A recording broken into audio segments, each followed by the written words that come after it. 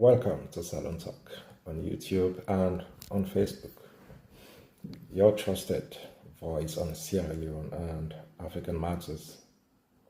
At Salon Talk, we deliver insightful commentary and sharp analysis on political, economic, and social issues, human rights and good governance, covering Sierra Leone and the African continent.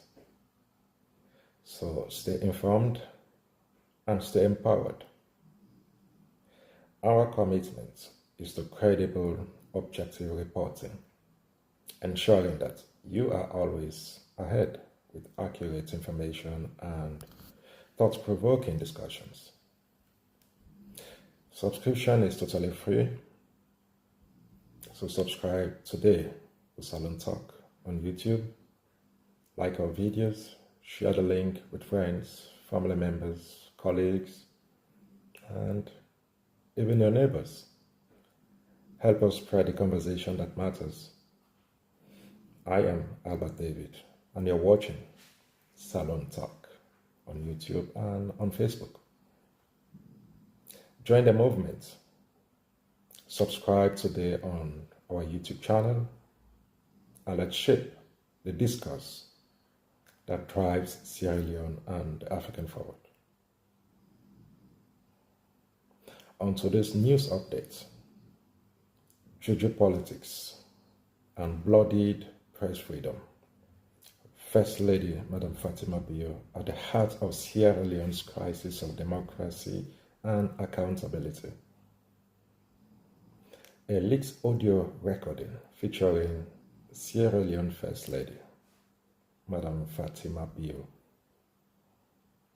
has ignited a political and moral firestorm across West Africa.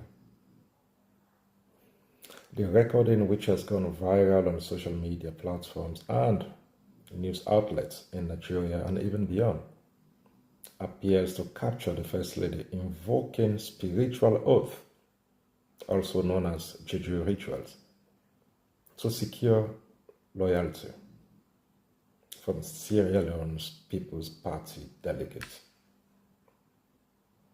In the audio, Madam Fatima is heard urging party members to swear allegiance under spiritual threat, warning that betrayal will bring curses not only upon themselves, but also upon their children.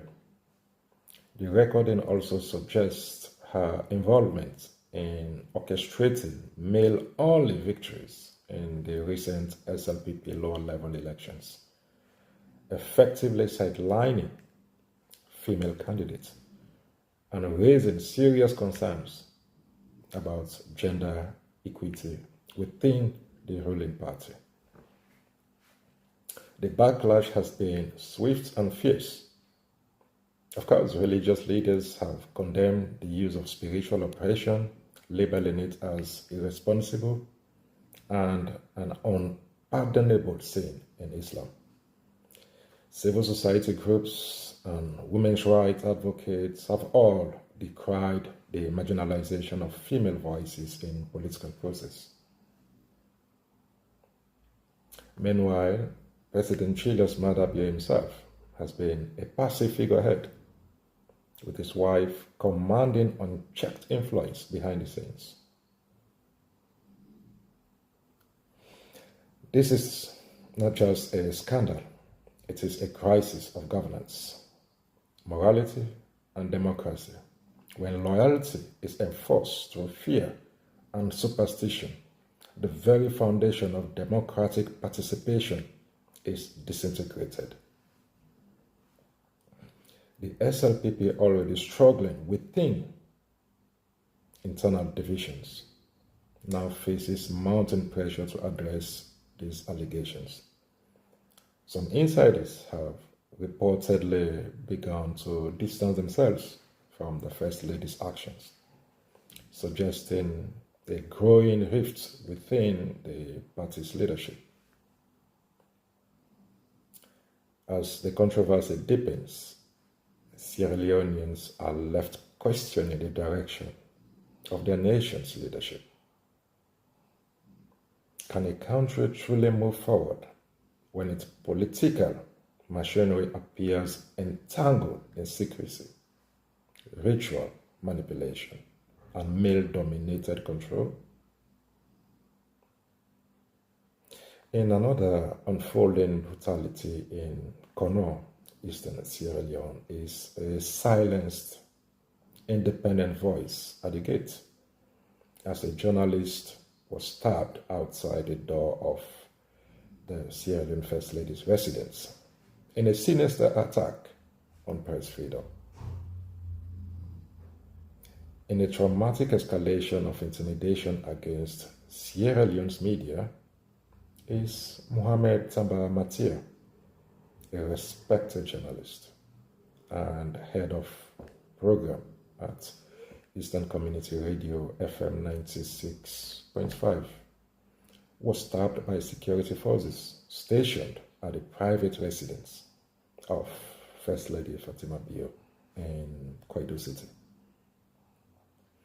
Mattia had joined fellow reporters in a routine pursuit of public accountability, seeking clarification on the Sierra Leone People's Party district elections, and reported also on the dismissal packages for Kwaito Holding Limited workers.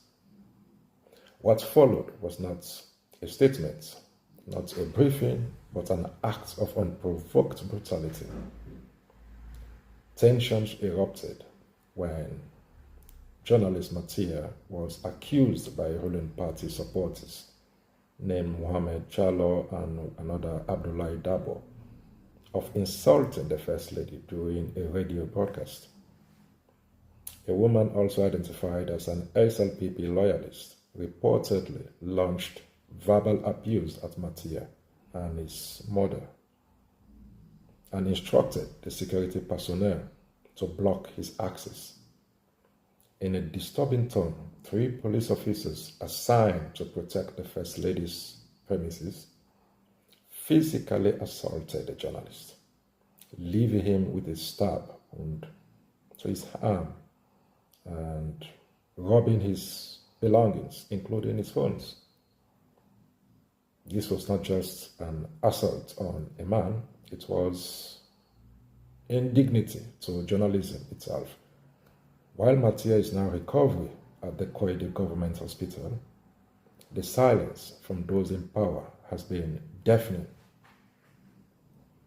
Despite the violence occurring at the doorstep of the Sierra Leone's highest political rank, there has been no public condemnation from leading civil society organizations, no word from religious leaders, and most notably, no statement from the Sierra Leone Association of Journalists, also known as SLAJ, whose core mandate is to defend media practitioners under threat. Of course, the Eastern Community Radio has firmly denounced the attack, and the Media Foundation for West Africa has also demanded urgent action on this issue. Yet even after the mayor of Kwaito and the local police officials offered an apology in person to journalist Mattia, justice remained precariously out of reach. Police have just said a complaint has been lodged with the Tankoro Division, and an investigation will proceed after Mattia is discharged.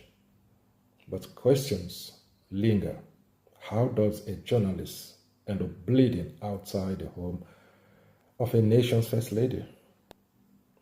Where is the outrage? Where is the protection for those who speak truth to power? This incident signals more than personal injury. It declares a worrisome decline in democratic norms. To remain silent in the face of such intimidation is to normalize it. And to normalize it is to endorse an era where questioning authority becomes a crime, and truth becomes dangerous to tell.